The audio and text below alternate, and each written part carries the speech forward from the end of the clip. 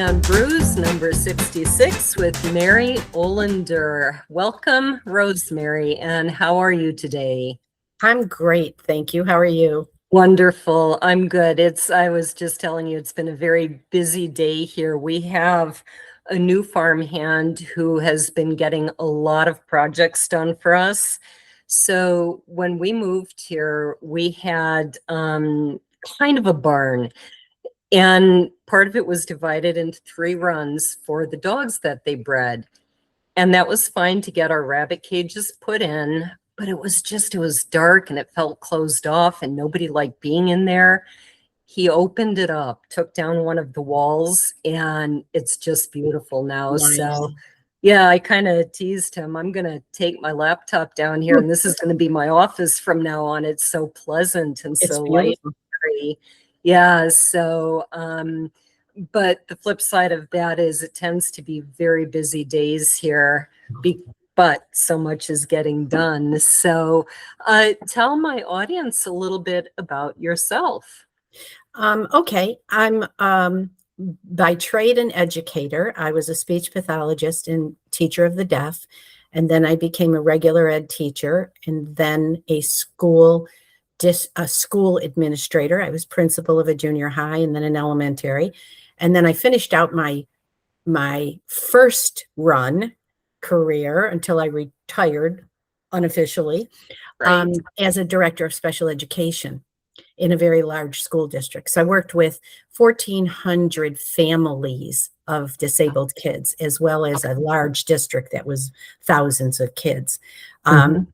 And worked a lot with them. Then when I retired in 2003, formally retired in 2003, I became a consultant around the state of New York. And I worked with school districts that had issues with either compliance with federal or state education law or instructional practices for diverse learners in the classroom. Okay. So I did that for a long time. And then along came COVID. And it gave me the opportunity to write the book that I had thought about and actually started in 1991. Oh, that was a long time coming. Yes, but I had no time. And then COVID hit and I had all the time in the world. And I said, now's the time. So I took out all my notebooks that I had kept over the years and put together Coffee and Wisdom. Oh, that's fantastic. So your first book was not The School Home Relations. No, my first book was The School Home Relations. Oh, it was. That was right after I retired in 2003. I wrote it with 2 colleagues and we put together all of our experiences with problems that existed between schools and home and got to the root cause analysis of that and said, okay, here are some things teachers and administrators you want to do always. Here are some things you don't ever want to do. Same with parents. Here's the things parents, when you walk into a school, here's what you bring with you to help your kid. I was really interested in that because I've seen it from both sides of the fence. My master's degree is in education. Okay. And I taught music lessons privately for 32 years, but that's a whole different ball of wax. Teaching the classroom is very different. And I was actually scheduled to finish up that year because we were moving to a different state, but I ended up quitting a few months early because 3 parents in particular really went after me. And I didn't feel bad because they did it to every teacher and it was just my turn.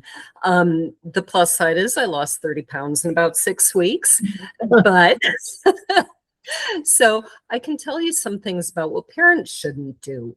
On the flip side, we've had really wonderful teachers for our kids, but we've also had a few who, after months of, yelling at my kid, behave in class, he finally told me more of what was really going on. And I was shocked. So how do you get both sides to look at themselves and say, maybe I can do something different? Well, you have to talk with both sides and say, okay, where do you think the cause of this conflict is coming from? There are some standard things that happen that cause conflict. We actually did a study with about 45 different families that were happy with the school and were very unhappy with the school districts. or two different districts. A colleague in a neighboring district did. And there were some precursors that almost automatically precluded that there were going to be problems, so that we gave teachers a way to filter immediately. Okay, this parent needs a little bit more from me. Just like you have to diversify for the kids, you have to diversify for the parents. You know, if you have a parent who never graduated from high school because they flunked out or they had discipline problems or whatever happened, they're coming into the school with not the most positive mindset. You have to be a little more gentle, and you have to be a little bit more understanding, and you have to be a little bit more articulate in what your goals are. But the key is we're both working for the kid. We're both trying to do what's best for the child. So let's go there. And if there's a discipline was one of my main, I loved working with kids and parents and teachers who were having discipline problems, because it's more about the adults in the environment than the kid. So if you start to really take apart what's going on with the kid, then you can remediate the situation and help the kid get better. So, but you just said a lot of times it's the adults that you need to deal with. Right, because they take, but you don't mean the parents. well, sometimes it's the parents, but sometimes it's the teacher, sometimes it's both. It's really how we react to the kid. That's why this book, Coffee and Wisdom, really talks about raising children that are rich in character. Yes. And if we focus on that, both sides focus on that, anyone working with a child, a nurse, social worker, psychologist, anybody, and they focus on the inherent skills kids need to become resilient and independent and confident and happy. If kids are all of that, the discipline problems fade away. If they feel supported, if they feel secure, if they feel grounded in something, they're going to be better students. They're going to be better children of their parents, students in the classroom. So this book, my goal with this book is to, and the message, the themes from this book is to get families and people working with children to say, okay, what kinds of things do I need to do without using a wallet? You know, my signature talk is put your wallets away and raise rich kids. You know, rich being resilient, independent, confident, and happy, because that's going to lead to personal and professional success. Right. I was curious, as I read about each of your books, did Coffee and Wisdom come strictly from I had a great dad, let me tell you what parents can do, or was it also from the education aspect that it sprang? It was from both from personal and professional experiences, observations throughout the years. I mean, I won't lie to you. My family, my father focused on character. He focused on people's character more than how much money they had. He was a small businessman.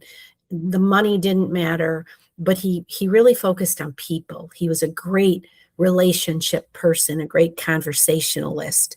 And, you know, the gifts that he gave us were gifts that were non-material. They didn't cost anything except his time, his presence in our lives, and his modeling in our lives. That's what did it. And from when I was a little girl, it's called Coffee and Wisdom because from when I was a little girl, my dad would come to me and say, Ro, come sit with me in the kitchen and have a glass of milk and some cookies. And later on, it was have a cup of coffee and some cookies. Let's talk. And we would share our day. We would share our feelings. We would share our problems. We would share our successes and things going on in the world. What did you think about what you saw on the news? What did you, all of that. So that all came from watching carefully and using what he modeled, my friends from when I was little. I mean, I remember in third grade, there was a girl in my room. We live in snowy central New York, and it was wintertime, and she came in with sneakers with holes in them. And I remember being so distressed by that. I went home and I told my mom, and I said, can we go buy her a pair of shoes? Now, we were a middle class family. We didn't have a lot of money. In fact, we were lower middle class. We didn't have a lot of money. And my mother said, yeah, we certainly can do that. But think about how that's going to make her feel if you just walk in and say, here's a pair of shoes. We don't want her to feel, singled out. So what do you think we can do? So we devised a clothing share in that classroom. And I went to the teacher and I told her why I wanted to do it. And I told her what my mom's idea was. And my father thought it was brilliant. And so we had everybody in the classroom bring in clothes that they had lightly worn. They didn't need anymore. They were, instead of sending it to a thrift shop, let's bring it to school and everybody can pick out something they want.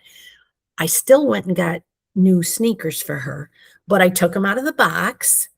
I asked her what her size was, and then I said, here, these are shoes that I had that I never wore because I didn't like the way they felt on me. You can have them. So from when I was little, I was into, empathy and helping others and thinking about community and not myself. As I became a professional and I watched all these families that I worked with talk with me about, oh, I'm not a very good parent. I can't give my kids everything they need. My response was always, au contraire, all your kids need is you. That's all they need. They just need. And I agree so much. My mother was the oldest of 9. She is still, not all 9 of them are still here, but they grew up very lower middle class too. And, I would say I grew up a little more upper middle class. My dad was an Air Force officer, but she grew up with 8 siblings. Her father had a very blue collar job. Her mother stayed home, but that was always stressed for them too, that you don't need all these things. And she used to talk about how when they grew up, they didn't know they were poor because everybody had just a couple of dresses. Everybody had just a couple pairs of shoes. Sure. Nobody had a big screen TV. All these things we spend money on. And I really saw that example in her family, that how the parents and kids interacted mattered more than money. Right. And, and I observed in the town I grew up in, it was very dichotomous. There was a lake, and around the lake were very big, very large, very expensive homes. And then there was the city and the city folk, one high school. So we all went to the same school. And I was in classes with many, many of the lake kids because of my grades. And I remember thinking, these kids, these friends are not any happier than my friends in the city whose father works for the city Department of Public Works. My dad owned a small business, and both groups of kids seemed to want to they wanted to come to my house and they wanted to spend time talking they'd say, are your parents going to be there? Or your dad going to be there? They loved talking to my dad. And I started to analyze why, because my father was a master at taking apart situations almost like an onion and going deep. So I never got away with, how was school today? It was fine. Okay. No. Why was it fine? What happened that excited you? What happened that motivated you? Why did you like it? Or what upset you? So we always took things apart. He did that with my friends as well. He made eye contact with them. He talked to them. He made them feel important because in his mind, they were important to me. They were important that he know who they were for my safety. So he got to know them. When I was in college, same thing. Very wealthy kids came home with me for Christmas, came home with me for Easter. Wow. Why weren't they going to their own parents? Well, they didn't really celebrate. See, that's the other thing in the book. Let me explain how the book is set up. The book is set up around 12 gifts that I consider to be major gifts that create skills kids need. And one of them is it's one of the 3 most important. It's the gift of routines, rituals, and traditions. Because when you have those and you give a child those, The power of that gift is that it grounds you. It grounds a child. It gives them security. They know what's going to happen. Getting back to the behavior problems we were talking about, two things cause behavior issues. One is insecurity. They don't feel like they have any power over anything because they don't know what's going on. So kids who are whose parents separate, which is fine, but if the parents aren't on the same page, and or like I had a judge one time that I called up on the phone and said, "Hey, I need you to rethink your judgment on this family. You gave custody to this child. You gave custody to each parent every other day. It Oh is my. destroying this 6-year-old.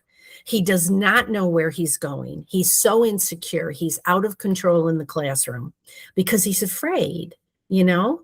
So, rituals and routines give you that grounding. The second thing that it does is it makes you know and feel that you're part of something bigger than yourself. Yep. So you're less likely to be narcissistic. You're more likely to, be confident and to be more empathetic with others. So that's why that's important. I find that very fascinating that having routine helps prevent narcissism. What exactly is the link between no routine and narcissism? Well, because when you have no routine, you're fending for yourself. You Okay. don't have the security of knowing, oh, today's Tuesday, we watch this on TV, or we make popcorn and do a movie. You don't know, so you're insecure. So you got to rely on yourself more.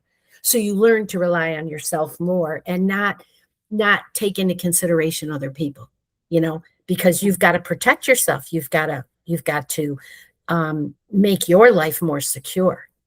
Yep. So you're always thinking about yourself. Right. And you're not as happy. And when you're not happy, you don't share as much. So, you tend to keep everything tight to the vest. So there's a lot of different ways it comes together. But when you talk with people that are very self-centered and you talk about how they grew up, the kids will say, well, I never knew when I went home if I was going to have dinner on the table. So I make sure that I don't share my food. I keep that food. The number of kids that hoard food. I mean, as soon as the teacher sees that, this kid is not getting food at home. They're food deprived, or they feel they're going to be again. They might not be now, but they were at some point. They're not going to trust it. So there's a definite connection. So the power of rituals and traditions is that it grounds a kid. It gives them a place to be. It gives them some security, which is really good and important. I was struck by your inclusion of humor. A lot of people would think maybe that's not that important, not as important as feeding a child or loving them. What is the importance of humor in raising confident kids? Okay, well, the power, in the book, each chapter is a different gift. And then what I do in the very beginning of each chapter is I talk about the power of that gift. And the power of humor is that humor diffuses tension. And Lord knows we have more tension in our world today. Every time we walk out the door, walk into a store or a church or anywhere now, we have to be concerned for a lot of things. So there's a lot of tension. Humor diffuses tension. My father was a master at taking some of the most unbelievable negative situations and making a joke about them or finding something humorous in them. And he really believed that if you can keep your sense of humor, what it does is it allows you to pause. It allows you to think, okay, let me think, is this really that bad? And if it is, how do I get around it? So resilience gets built in to it as well. And, a great example that I do have in the book is my dad and I were putting in a air conditioner, a window air conditioner in our second floor living room window. And he and I were putting in, and I was about 13 or 14. And it shifted and it went across my hand, and I pulled my hand back. And when I did that, my father went to grab it, and the whole thing went just out the window and crashed to the ground. And my father started laughing. And I said, how can you be laughing? It's so hot and we Right. need the air conditioner. And Yes. he said, how can I be laughing? He goes, look out the window. So we looked out the window and he goes, that puppy is dead. Yes. He said, but no one else is. No one was standing there. Nobody got hurt. It's a thing. It can be replaced. It might Yes. take us a while to get the money. We have a fan we can use in the meantime. All of that. That's the kind of thing he did. And in the book, I've got lots of stories because each chapter tells recollections and reflections and stories about things that happened or things we discussed Right. around that thing. So humor diffuses tension and it teaches you to just be more resilient when the negative things come in, and we have a lot of those coming. I think it also teaches you not to take life so seriously. Yes. I know someone, for instance, who everything has to be perfect. I arrived at this person's house one day after a very, very, very long road trip. I had 8 kids in the car, including 6-month-old twins. And knowing that she likes everything, very neat and clean, knowing that I was going to be told, oh, your van should be cleaner after a 29-hour road trip with 8 kids, I started issuing orders to the older kids. You clean up this, you clean up that. I told my daughter, you take the bottles into the kitchen, which I knew was going to be spotless, rinse them out in the sink. And she said, which sink? I'm like, well, who cares? And this person in question came running out going, I do, literally doing this with her hands. And it had to be exact. And so in that particular household, I would say there was not a lot of humor because it mattered where the bottles went. Whereas, in my household, I was raising 9 kids. And it got to be, if I get upset about every little thing, I'm going to have a heart attack very, very soon. And you can laugh or you can cry. And you realize most of the time you really can laugh. Right. I mean, my father would say, well, I could choose right now to yell. I could choose right now to scream or cry. But one, it doesn't solve the situation we've got at hand right now. So exactly. Why not feel better about it and think my way through a solution? Because when you're upset and you're angry and you're highly emotional, you're not thinking because you're in your right brain. You're not in the left brain that's more analytical. You're in your emotional brain and you can't come up with the solutions. So it's really important to be able to do that. So that's where humor comes in. Yes. And I also found out when I was a young mother, I was more impatient and finally realized one day, among other things, bit by bit you grow, that, what, if I get upset because my keys are lost and then they turn up in plain sight on the table, now I feel like an idiot.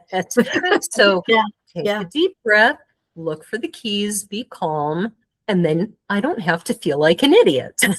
Right. So I did appreciate that you included humor, and I think it's very important. I actually believe that humor next to presence is the second most important gift, because if you can maintain a sense of humor, it will get you out of more situations than any other thing. I have friends who say, and I really believe, if you can't have fun, why do it? I have chosen my whole life to enjoy what I'm doing. If I don't enjoy it and can't laugh about it or have fun with it, I walk away and do something else. That's what I do. I just cannot stay in a situation that is an energy sink and is going to make me sad and miserable all the time. So when I do workshops and when I work with families, I try to do it in a light way, in a fun way, and let them see the fun of it. Parenting isn't a destination. And like any journey, it's going to be fraught with, wrong directions. It's going to be fraught with going, dead ends, with things that backfire, running out of gas, all the things that happen to you when you take a journey.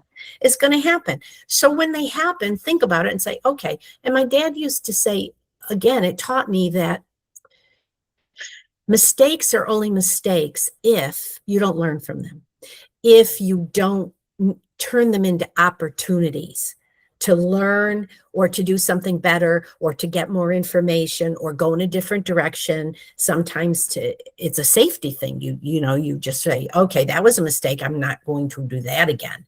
Right. So that's kind of important. So, so you've got those things that are really important. What I talk about is, this conversation came in, and I didn't read the beginning of the book, but the conversation came from the book came from a conversation I had with my dad on his deathbed, because he, as great as he was a humble man. You should go ahead and read that section. That's exactly what your reading is about. Do you want me to read it? Okay. Yeah, Okay. because you tell that story in the reading. I can get through it. I can read it. Okay. My father was dying. As he lay in his hospital bed, he used what were to be his last speaking moments to say, "I want to apologize to you and your sister." I was surprised and couldn't think of anything for which he would need to be apologetic. So I asked him what on earth he was apologizing for. As I sat with him, he told me that he was sorry that he was leaving us with nothing. Despite his years and years of hard work and willingness to do whatever was needed to provide for our family, the reality was that at the time of his death, his estate was near nothing. The house had no marketable value, no money in the bank, no artifacts or assets of worth left behind, and a house with little marketable value. This, to my father, meant that he was leaving us, in his words, with nothing. It was a very long night. We were exhausted from sitting at his bedside for several weeks. And despite being totally spent, I knew that it was not going to be long before we lost him, and this might be the last time we spoke. Without a moment's thought, I said, "Are you crazy? Do you not understand and know the wealth you have given us and the richness we feel every single day because of the many gifts you have given us throughout our lifetimes?" He looked at me puzzled, and he said he didn't understand what I was talking about. So I proceeded to explain to him all the ways in which he and Mom had enriched our lives over the years, and thus the seeds of this book were born. From that conversation, I realized that my sister and I had truly won the lottery the day we were born into our family with the amazing parents we had. That's a wonderful tribute to both your parents too. Now, one thing that I really wondered as I read this and thinking about experience of various people I know, a lot of this parenting skills are learned from what you witnessed growing up. So how do you help somebody who had the exact opposite of all of that to understand how important it is and to make the change from an example they never had? Well, one of the things that I wrote the book, and the book will be out there for people. And I have had beta readers and people who have bought the book that don't know me and people that do know me say, it's much more than a tribute to your dad. This is a guide. This is a tool book for families to use that are raising children. I gave it to a new father as part of a baby shower gift. Gave Mom a gift and the baby a gift, and I gave Dad my book. Nice. And he sent me a card and he said, "Thank you for giving me some ideas," because when I ask how to be a good dad, people don't know how to answer that. This gives me a start. I had another friend who's a physician, very, very smart, very, very wealthy. He's a doctor. And he said, "Ro, thank you for telling me what I did right as a dad, but thank you for showing me what I could have done better, what I need to do better with my grandchildren, and what I need to tell my kids to do better." Yep. So it is a guide to help. So that's part of it. The second part of it is speaking like this and reaching families so they can read the book if they choose, but also to work with parent groups. If there are any parent groups or teacher groups or professional groups out there that think this information could be useful, and I customize it depending on what they tell me about the groups. I would love to do half-day workshops, full workshops, presentations to groups to help them see this and give them ideas and customize for individual families who might need help. My background is students with disabilities. So I've had families who don't know what to do with a kid on the spectrum, and it's customizing it to say, okay, in your home, you have to be acutely aware with your child, in this particular case, with sensory input. So no, Dad, you don't want to be doing loud music. Put headphones on. Can't have it be too hot or too cold, whatever the child reacts to in their room, things like that. Yep. So that's how you get the word out, Right. and you say, okay, and I like this. The great thing about having 9 kids is I can talk about my experience without naming names, and nobody's going to know. I did have one who was potentially, we did not allow a formal diagnosis because it would have shut doors in the future. So whether his or not, I don't know. I don't care. He got help as if, and in fact, it was a speech pathologist who gave us that advice. And one of the things, about, you were talking about the feel of fabric. And the sensory issues. Sensory, right. That's the word I'm looking for. That's one thing that I really had to adjust. Was I was very strong, and I still am, on you dress for church. It's very important to me that you dress for what you're going to go do. And that applies if you're playing in a band. I made my band students wear concert black. I think that's very important. But I did reach a stage where I said, you know what? I have to understand that for this child, the fabric really is grating on his every nerve. And I can't understand it because it doesn't do that to me, but I do have to understand that it is doing that to him. And so I think the other kids were old enough to understand, why I made an exception. But that was one thing where I had to say, okay, for this child, this isn't a battle I'm going to fight. And, he outgrew it. And now he dresses like a gentleman for church and looks very, very dashing, because he outgrew that. And I think in part because I didn't choose to fight that battle and, pin him on the ground and make him wear those dress pants. Yeah. When you talk about being present with a child, there are really what I consider to be 3 pillars of intentional parenting. In terms of presence, it's sort of an umbrella. The first one is to observe consistently. And you're a mom of 9 kids. You can identify with this. You need to observe your kids, and you need to observe their individualities, because no 2 kids are the same. And when you got 9 of them, it's going to be hard to you're in the same boat teachers are when they have all these different 20 kids in their classroom. And I can't teach to 20 different ways. No, you don't have to teach 20 different ways, but you might have to teach 2 or 3 different ways, or allow 2 or 3 different responses from kids. You're not going to expect a kid who's got a significant speech impediment to stand up and give an oral report in front of the class. That kid may have to do something on slides or in writing, whatever. So you want to observe consistently. You need to make sure as a parent that you are observing their likes, their dislikes, their motivations, their fears, their concerns.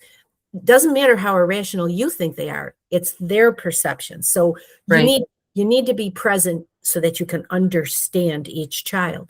The second pillar is you need to be listening actively to your kids all the time, from when they are very little. Parents will say, well, my kids are only toddler. No, start paying attention. Yes. Because you know what? If you don't listen to the 5-year-old that runs to you with a sheet of paper that they put a cross on and said, look at my picture, mommy. When they're 14 and 15 and they've got a friend who's doing drugs and offered it to them, they're not going to come to you because you don't listen. And listening actively means eye contact. You're not looking at your phone. You're not looking at a newspaper. My dad never said, not now, without adding, give me 2 minutes to finish this, or let me put this away so I can give you my full attention, whatever. and listen actively. And that means you question as you're listening to them. So when they say something, say, okay, I hear you say, are you telling me this? Which just says, everything you say is important to me. And I'm Yes. listening, so I'm gonna feed it back to you. It also helps you understand that you've got it right, because kids are at different language levels.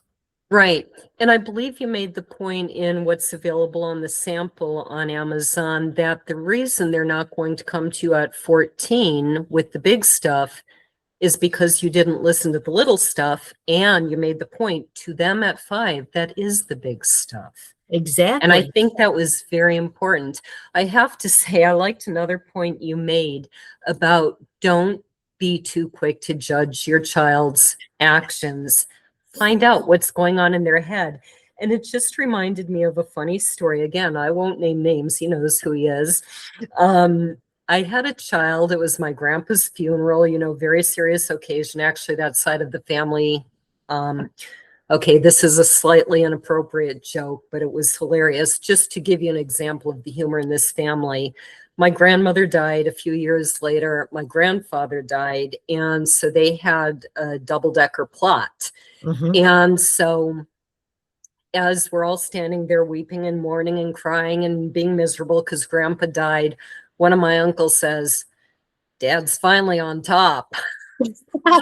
And it Yeah. went over my head at first. I guess I'm a little naive. And I think a day or two later, I was like, oh, did he just say that at a funeral? Yeah.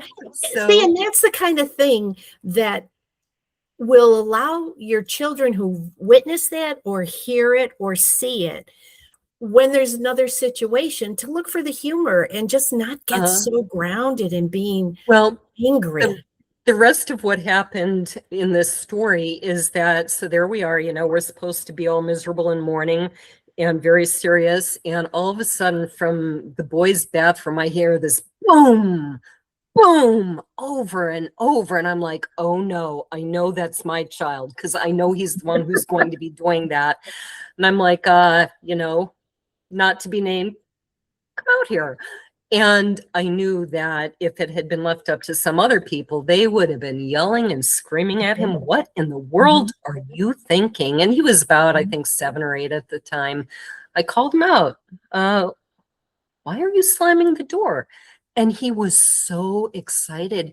He said, Mom, I slammed the door, and then it takes about a second before I hear the echo bounce off the wall.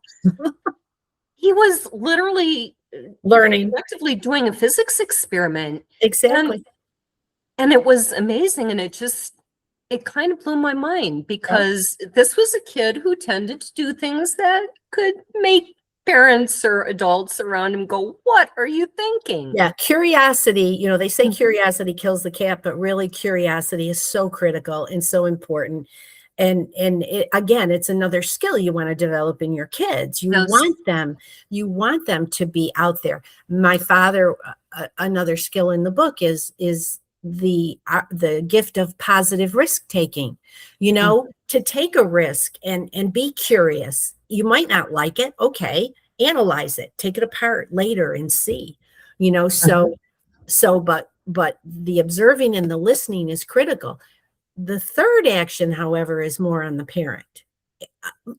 And it isn't more important, but it is critical. And that is to model carefully what you want your kids to be. Because if you're out there being kind and considerate and generous with your time or with your smiles at strangers and things like that, so will your kids. But if you're out there making nasty comments or being judgmental about everybody who walks by, so will your kids. And so what I like to say to parents is, raising rich children isn't about money. It's not about things. It's about leaving a legacy of character that's going to serve them well throughout their lives, because the greatest inheritance you can give them is who they become. Right. And that's what I was trying to say to my dad. Do you realize how wealthy Tony and I are? Not in money. We have great careers. We've weathered some not so good situations, each one of us. and come through it better at the end of it, differently, but better. You know, my sister went through divorce. She went through we went through failed business. I mean, stuff happens. And it will in everybody's life. Yes. And so why not prepare them for that? And in today's world, with everybody being into we, they, and the anger and the divisiveness, we need to get back to being inclusive. We need to get back to realizing that we are all we truly are a melting pot, and the collective mind is stronger than the individual mind. Always. And that's, as I was reading more about your book, I really wondered, it seems to me that we are so split that we really don't, unfortunately, have a common culture or a common set of values anymore.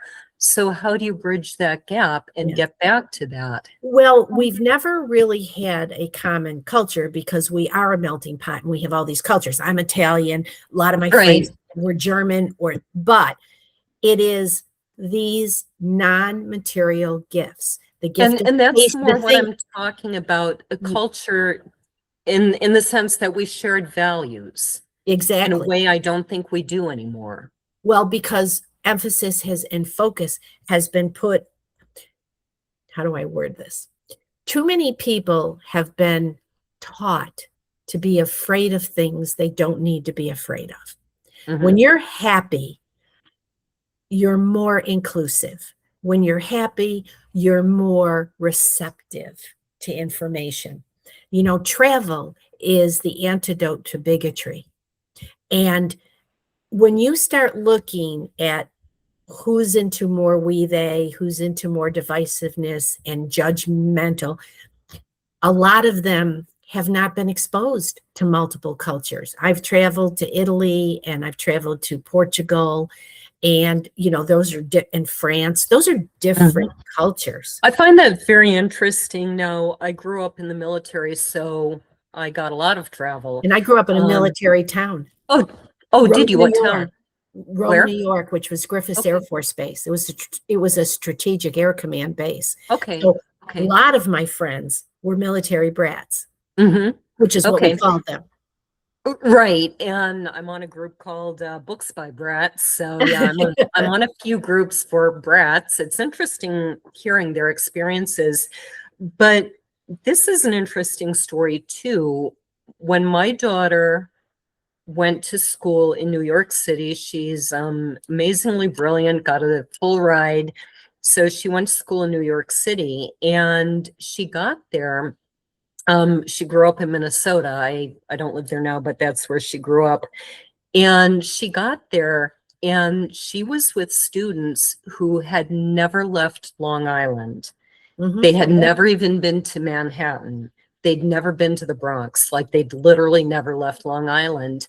And they would say things to her like, "Oh, Minnesota, you don't have electricity there." And she'd say, "Well, of course we do." And they'd say, "No, you don't. Everybody knows you don't." Or they would tell her things like, "You don't have cities in Minnesota."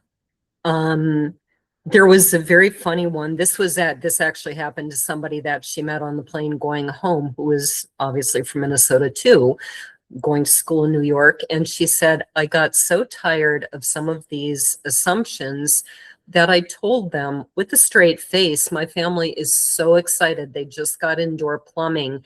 And the cool thing about it is when you're done going, you can just put the carpet back over the hole in the floor."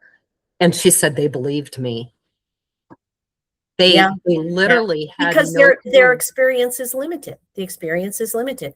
And you know, my son went to Buffalo University, and we deliberately, after we got married, we deliberately moved into neighborhoods that were diverse, both in New York and when my husband was at Duke in North Carolina.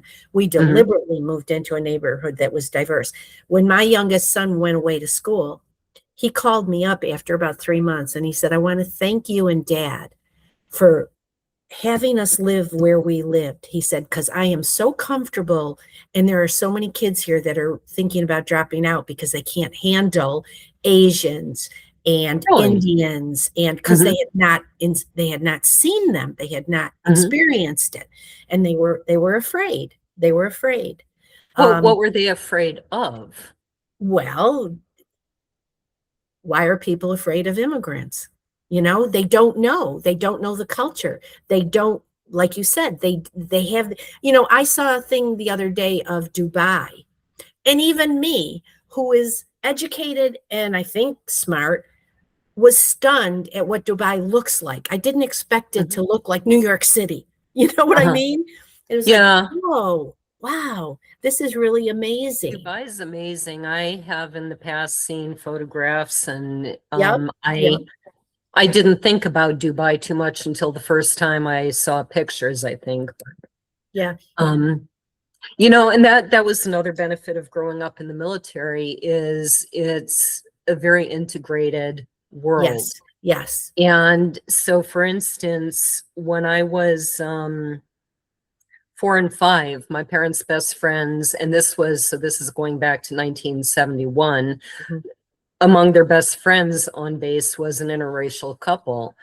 And I didn't realize till years later because they didn't make a point of saying, oh, look, this is so unique or whatever, or they just didn't say anything and kids accept, well, then this is normal. I didn't realize till many years later that at that time it was a shocking thing to many people still Oh yeah. Yeah. because nobody told me. So, that is a great thing about growing up in the military. So, I was wondering, you list 12 traits. Did you find it hard to whittle it down to 12, or did those seem like the very self-evident traits? No, they didn't come easily. Like I said, I took time over time to really say, okay, what else would I put in here? There are others that could be there too. But like I started to think, what have I drawn on? What skills have people told me that I have that have served me well? And I Mhm. started thinking about that. So that's why I came up with the 12 that I came up with. And I thought, should I do more? People have asked me if I want to write a book about my mom. My mom was a different animal, and she had her own list of gifts that she gave us, Mhm. Um, and I thought, well, I think these 12, as I'm looking at them, I have them up all the time. I think these 12 as a package are a powerhouse for kids. They really are. Right. They set them off well. And I'm sure that there are, other gifts that could be there. Right. But the biggest thing is none of this costs money. None of it. Yes, It that's only so important. And I think 10 to 12 is a good size list. You start getting beyond that and people just Right. forget or get I wanted to overwhelmed. keep the book short. I wanted it to be a guidebook for people. It's not the kind of book you read cover to cover. It's the kind of book you look at and say, let me talk about this skill. How can I devise it? In the back of the book, and I have some appendixes in the back of the book, there's one that's a journal that a parent can do chapter by chapter, couple questions about each chapter that gets you thinking. And then Mhm. what I give out as a freebie is a family connection questionnaire, which is like an insight questionnaire. So you can assess where you are on all these things and what might be getting in the way. Like the biggest problem families have today is time, because Yes. they're so overwhelmed with their demands on them are huge. Teachers and parents, they're Right. being asked for more time, more money, more information, more resources, more understanding of what they have to do or learn. So time is huge. So what I like to talk with people about is, what do you want some help with? Let me help you devise some tools and strategies to find you time. Right. What are some ways to just really cull out time in your life? Because it's not the quantity, it's the quality of the time. And I had one mom who talked with me one time, and she said, look, she said, I'm going back to law school. I have no time for my family. She said, I see my kids in the morning. when they're going off to the bus and I have my coffee at the sink and they're sitting there grabbing a donut or whatever, their cereal on the way out. And at night when they're brushing their teeth and going to bed, my husband is the one that's there. So I said, well, you need to set a routine where you make it your time with them. So do you leave the house when the kids are still there? She said, no, I wait until they get to the bus. I said, okay, what about walking them to the bus? And because it's right at the end of the driveway, why don't you walk them to the bus? And while you're walking to the bus, say to them, hey, while you're at school today, I want you to think about 2 or 3 things that you're really excited to learn, or that you were happy to learn, or that you were upset about something. And you come home and talk to me about it. I'll do the same, and I'll tell you my day. And we'll do that while you're brushing your teeth. It grounds them. Well, she found more time than that. Another mother, I said to her, because she was holding a Starbucks coffee cup, and I said to her, do you get that coffee every day? She said, yeah, I really need to do that. I said, do you get out of the car and go inside, or do you get in line? She goes, oh, I get in line. I said, how long do you wait in line? She said, sometimes it's 20 minutes because the line is long. I said, that's 20 minutes your kids could have. I want you to just think about that. If you made your coffee at home, that's 20 minutes. And so it's like, you don't have to do that, but here, let's throw around some ideas. We can find Exactly. Time. But that's so important, and people miss that. And I think it's both time and money. They don't realize how the little things add up, because that's exactly how I managed to write 5 books while raising 9 children, is I used all those little bits of time. Yeah. So, and, same with being there for kids. You find those little bits of time and how you can not devote it to standing in line, for instance, or use the time in the car. One of my kids, probably a few of them, went to school quite far away because we had a kind of magnet school program. And I really enjoyed, as much as I was like, oh man, it's going to take me 2 hours round trip to drive him to school. But it was good time because it was time that we talked, and it was well worth it. So what is next for you? Well, I think what my goal is now, right now, I'm sitting in Florida because we're here for the winter season. We'll be going home. I'm putting out flyers or letters to school districts to say, I would be very happy to do workshops over the summer or in the fall when school starts up, and do the fall semester with any of your PTAs. We have one school district near my hometown that has a parent academy. So I've sent an application in to talk with them, with the parent academy. So I'm going to do that. I just want to get the word out. I just think we're living in too harsh a world, and we need to make sure the next generation does something differently. So we've got to get them on the right path. And we all want it. We all want our kids to be happier. It's not like people want their kids I'm to sorry. be I'm unhappy. cynical enough to say I think there are parents who are so absorbed in themselves, they're not even thinking that way, unfortunately. Right. But you know what? The resiliency studies in the 1980s showed us irrevocable proof that all a child needs in their life to be successful, and they did a massive 10-year study with 100 adults who had come from horrific situations, child abuse, drug abuse, neglect, abandonment issues, drug issues, the whole kit and caboodle. They had all made it. They had all become successful. They were able to live on their own. They were able to keep a job. Maybe they went to school, college. Maybe they just, got a job as a school janitor. It didn't matter. They were good.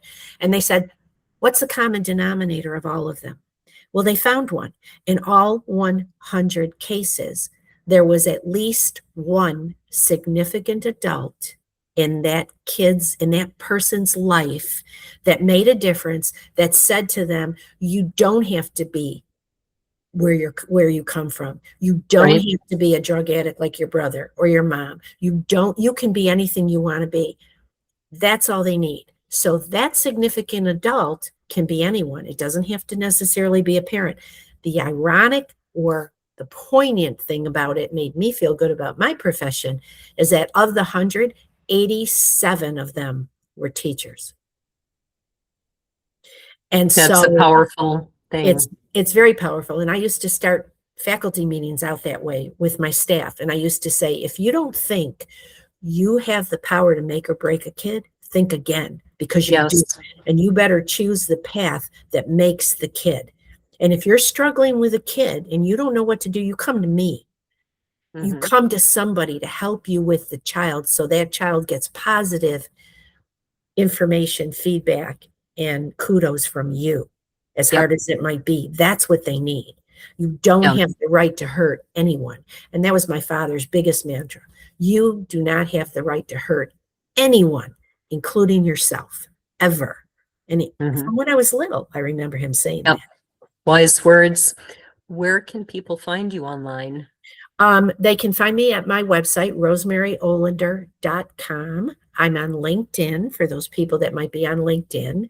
But if you go to rosemaryolender.com, you'll go to my website and I have contact information in there, including the links that they need. Okay. Fantastic. So people can find me at booksandbrews.net. My books are at lauravosica.com. I always have to think about this. I should be used to it by now. Our sponsor is gabrielshornpress.com. And you can find the farm animals, all our wonderful rabbits and things, at glenmerrillfarms.wordpress.com. So we have quite a list of people coming up on both on Books and Brews Light and on Books and Brews, the full podcast, where we do 3 drinks to the 3 ratings. And we can only do that once a month. And we have way more authors than 12 a year that we want to talk to. So next up on Books and Brews Light is Brian Stubhar. Hopefully I'm pronouncing his name right. And he will be talking about his books, which focus on transforming your life through faith, mindset, and discipline. So thank you very much for being here. Cheers.